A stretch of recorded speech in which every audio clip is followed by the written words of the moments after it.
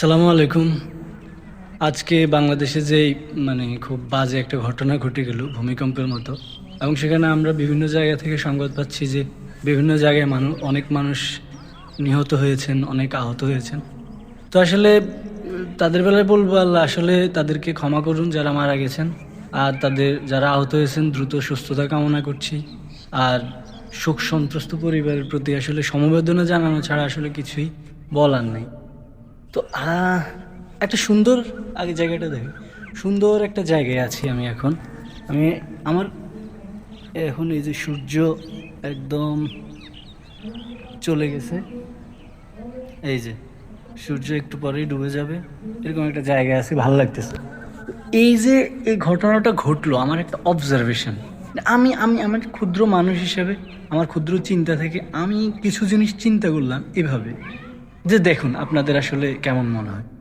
আমার কাছে মনে হয় বাংলাদেশের মানুষের এই যে আমাদের দুরবস্থা, দৈন্যতা, দুর্দশা, তারপরে এই যে অনিয়ম, অব্যবস্থাপনা, এগুলোর কারণে এই যে ভূমিকম্প হোক বা কোনো কিছু হইলেই বিশাল ব্যাপার, ধ্বংসযোগ্য হয়ে যায় আমাদের। এরপরে অশান্তি তো লেগেই আছে। তো আমার কাছে যেটা মনে হয়, এগুলো এখন আমরা জাতি হিসেবে কেন জানি মনে হয় আমরা একটু স্থির না, এক্সকিউজ মি, আমরা একটু অস্থির প্রকৃতির, আমরা স্থির না, এবং আমাদের মধ্যে উদাসীনতা খুব বেশি পরিমাণে কাজ করে। লাইক কোনো ভালো কাজ বা সেবামূলক কাজ বা স্বাভাবিক ন্যাচারাল যে কাজ, সেটা সেই কাজগুলো ন্যাচারালি করার যে ব্যাপার, যেটা আসলে ন্যাচারালি এটা হওয়ার কথা, সেগুলো করতেও আমরা কেমন যেন উদাসীনতা, তারপর আমাদের মধ্যে উদাসীনতা কাজ করে, এবং সামান্য কিছুতেও আমাদের অস্থিরতা কাজ করে। এই যে আমি, তো এটা কেন? আমার কাছে এই জিনিসটা মনে হয় যে আমাদের দেশের এই যে উদাসীনতা বলেন বা স্থির না বলেন, আপনি সায়েন্টিফিকলি যদি হিসাব করেন সেটার ব্রেনের বা অন্যান্য জিনিসের যাই আছে, কিন্তু আমার কাছে কেন জানি মনে হয় স্টেমিনাগত ইস, রিদম, এনার্জি, স্টেমিনা, মানে একটা মানুষকে সিদ্ধারা, একটা স্ট্রং করা যে ব্যাপারটা, এই জিনিসগুলো আমাদের মনে হয় যে কেন কম। আর এবং আমার কাছে সেটা লজিক্যাল লজিক্যাল মনে হয়েছে, এইগুলো বাংলাদেশের মানুষের স্ট্যামিনা কম হওয়া বা এই ব্যাপারগুলোর একটা লজিক্যাল কারণ আমার কাছে মনে হয়েছে। সেটা হলো, আমি কিছুদিন আগে একটা ভিডিওতে, আমার ভুলে গেছে, একজন ডাক্তার গবেষণালব্ধ একটা তথ্য বললেন, সেখানে বললেন যে যে বাংলাদেশের মাটির এমন কন্ডিশন হয়েছে, প্রত্যেকটা জিনিসের মূল উৎস কি মাটি। তো মাটি থেকেই প্রত্যেকটা জিনিসের সৃষ্টি হয়েছে, সে জায়গা থেকে, মাটি থেকেই আমাদের এই যে আমরা ভিটামিন বলি, খাদ্যের যে 6টা উপাদান, সব কিছুই মূলত মাটি থেকে হয়। তো সে জায়গা থেকে এই যে গরু ঘাস খায় বা গরুর আমরা যে খাবার দাবারগুলো, সবগুলোই মাটি থেকে উৎপাদিত পণ্য জিনিস। তো সেগুলা ওকে খাওয়াচ্ছি, তার সেটা ডাইজেস্ট হইয়া, প্রক্রিয়া হইয়া তার শরীরের বিভিন্ন পার্টে বিভিন্ন উপাদান চলে যাচ্ছে, আর সেখান থেকে দুধ উৎপন্ন হচ্ছে। তো উনি বলতেছে, আচ্ছা মোট কথা হলো, উনি বলতেছে যে এই যে দুধের মধ্যে ক্যালসিয়াম এবং আরেকটা কি যেন উপাদানের কথা বলছে উনি, খনিজ উপাদান, যেটা এখন দুধের মধ্যে নাই বা কমে যাচ্ছে বা এরকম কিছু একটা উনি বলছে। এবং উনি বলছে ভয়ঙ্কর রকমের যে সমস্যা, সেটা হচ্ছে ওই যে মাটি থেকে উৎপাদিত খাবার আমি গরুরে খাওয়াইলে গরুর শরীরে উপাদান পাবে, সেটা অনুযায়ী তার উপাদান মানুষকে বা অন্য প্রকৃতিকে সে ফিডব্যাক দিবে। সেই জিনিসটা সে যে মাটি থেকে নিচ্ছে, ওখানে এই জিনিসটা নাই। শর্ট কেন? আমাদের দেশে যে পরিমাণে সার বা মাটিকে যেভাবে অত্যাচার করা হয়, দূষিত করা হয়, সে জায়গা থেকে মাটির অনেক গুণাগুণ, অনেক ব্যাপার স্যাপার কমে যাচ্ছে। আপনি ভয়ঙ্কর ব্যাপারটা বুঝতে পারছেন? তো সে জায়গা থেকে আমার কাছে এটা তো আর একদিনের প্রক্রিয়া না। আমরা আমাদের খাদ্যদ্রব্য থেকে শুরু করে, একবার আমি সকাল থেকে শুরু করে, ঘুম থেকে উঠা থেকে শুরু করে ঘুমানো পর্যন্ত, ঘুমানোর আগ পর্যন্ত যে খাবার দাবারগুলো খাই, এই খাবার দাবার এমন কোনো খাবার এখন বাংলাদেশে আমার মনে হয় না, হয়তো হাতে গোনা কিছু পাওয়া যেতে পারে, এর বাইরে পাখি সব আপনার বিষাক্ত। আপনি যে মাটি থেকে ও তৈরি সৃষ্টি হয়ে মাটি থেকে আমাকে উপাদানটা দিচ্ছে, ফলটা দিচ্ছে, সবজিটা দিচ্ছে, শাকটা দিচ্ছে, সেই মাটিই তো তাকে প্রপার জিনিস দিচ্ছে না বা বিষাক্ত জিনিস দিচ্ছে। তো সেই জায়গা থেকে আমার কাছে এই যে ব্যাপারটা, স্ট্যামিনাগত যে ব্যাপারটা, এটা মনে হয়েছে। তো এটার কারণে মানুষের ওই যে যে কি বলে এটাকে,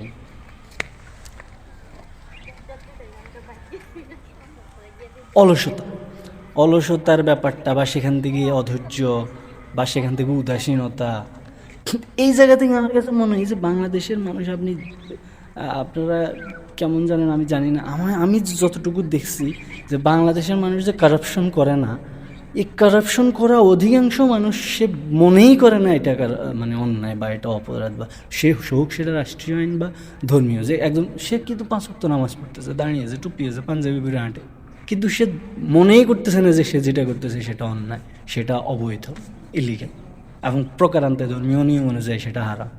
তো সেটা সে মনেই করতেছে না। এবং অনেক ক্ষেত্রে আমি দেখছি এরকম বহু ঘটনা, মানে সিম্পলি যে মানে সরকারি অফিসগুলোতে বিভিন্ন কাজের জন্য গেলে বলে যে আপনি এই প্রক্রিয়া এইভাবে এইভাবে করে ওখানে যায় এটা জমা দিবেন, তাহলে এটা পাওয়া যাবে।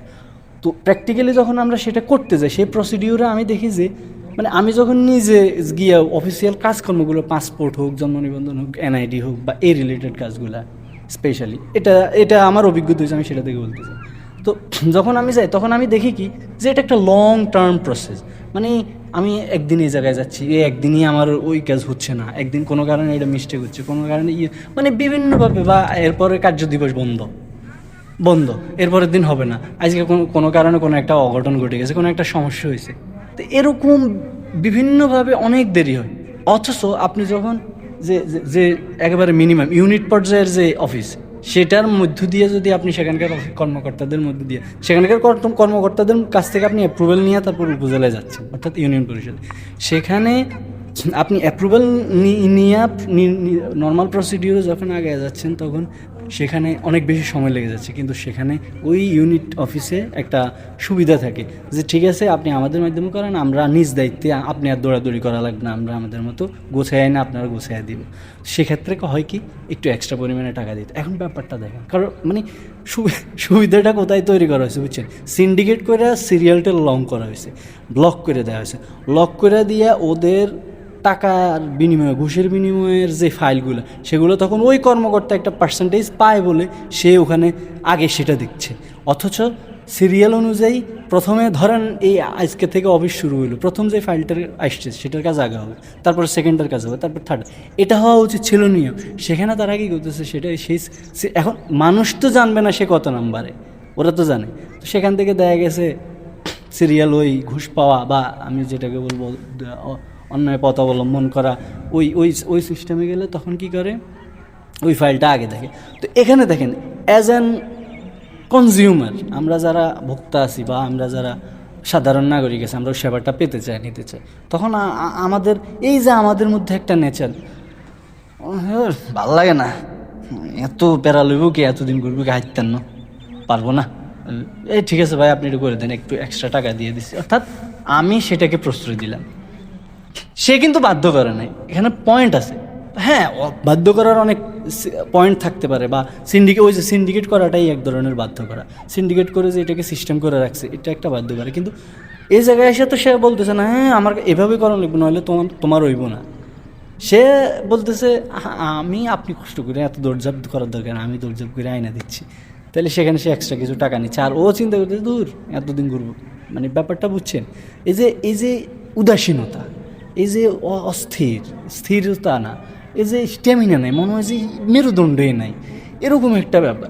আমার কাছে মনে হয়েছে এই যে টোটাল এন্টায়ার যত কিছু হচ্ছে, অন্যায়, অত্যাচার, জুলুম, নির্যাতন, রাহাজানি, খুন, ধর্ষণ হইতে শুরু করে এই যে ব্যাপারগুলো, মানে টোটাল কত হলো কারাপশন। আমাদের দেশটারে তো কারাপশন খাইয়া দিছে। তো এই কারাপশনের পিছনে আমার কাছে মনে হয় এই উদাসীনতা এবং এই যে ধৈর্য নেই, এবং সেটার জন্য আমার কাছে মনে হয় স্ট্যামিনাগত একটা বিশাল প্রভাব থাকতে পারে। এবং সেটার জন্য আর শিক্ষা তো আছেই, এখন সে জায়গায় যদি প্রপার এডুকেশনটা তার থাকতো, স্বশিক্ষিত হওয়ার যে ব্যাপারটা, আমাদের কোন সাহিত্যিক যেন এই শব্দটা ব্যবহার করেছেন তার সাহিত্যকর্মে, স্বশিক্ষিত হওয়ার যে ব্যাপারটা, সেই প্রসেসটা অনেকাংশে আমাদের দেশে একটু মানে একটু থাকে, নানা রকম প্যারাদায়ক সিচুয়েশান থাকে, ডোমিনেট করার ব্যাপার থাকে। আমাদের দেশে তো উন্মুক্ত না, জ্ঞান উন্মুক্ত না। তো সে জায়গা থেকে একজন মানুষ যে স্বপ্রণোদিত হয়ে স্বশিক্ষিত হবে, সে জায়গায় তার জন্য একটু প্যারা হয়। এই যে আমি একটা মানুষ স্বশিক্ষিত হবে, একজন সুনাগরিক হিসেবে নিজেকে গড়ে তুলবে, সেই জ্ঞানটার পাওয়া এটা তার বেসিক হওয়া উচিত। এবং সেই বেসিকটা হইতে হয় ইজি, সহজলভ্য, একদম সহজ। আমাদের দেশে সেখানেও সেই উদাসীনতা। তো ওভারঅল এই যে উদাসীনতা, তো আমার কাছে মনে হয় এই সমস্যাগুলোর সলভ করার জন্য আমাদের দুইটা জায়গায় খুব ভালোভাবে ডেডিকেটেডলি ফোকাস দেওয়া উচিত। একটা হচ্ছে কৃষি,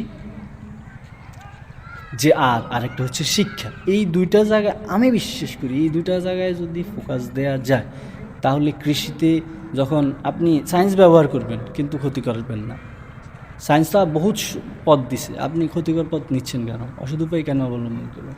সেখানে ব্যবহার করে কৃষির উৎপাদন বৃদ্ধি করেন, কিন্তু খাদ্যমান বা মাটির গুণাগুণ, মাটির ইয়ে রোধ করা, এই জায়গাগুলোতে যা করা দরকার এখন এই দেশের নাগরিকদের মানে যেভাবে করলে এটার জন্য আমি মনে করি বেশ বেশ মনস্তত্ত্ববিদ সহ এরকম মানে নেওয়া দরকার। আসলে পয়েন্টটা কোথায়, দুর্বলতাটা কোথায়, কী করতে হবে, কী করলে এটা সমাধান হবে, এটার জন্য আমি মনে করি যে কোনো প্রয়োজনের পদক্ষেপ যদি যেটা নেওয়া লাগে সেটা নেওয়া উচিত, এটা আমি মনে করি। এবং সে জায়গায় আমি জানি না আসলে আমাদের দেশের রাষ্ট্র ক্ষমতায় যারা যায় আসলে বারবার হতাশা হওয়া ছাড়া কিছুই করার থাকে না।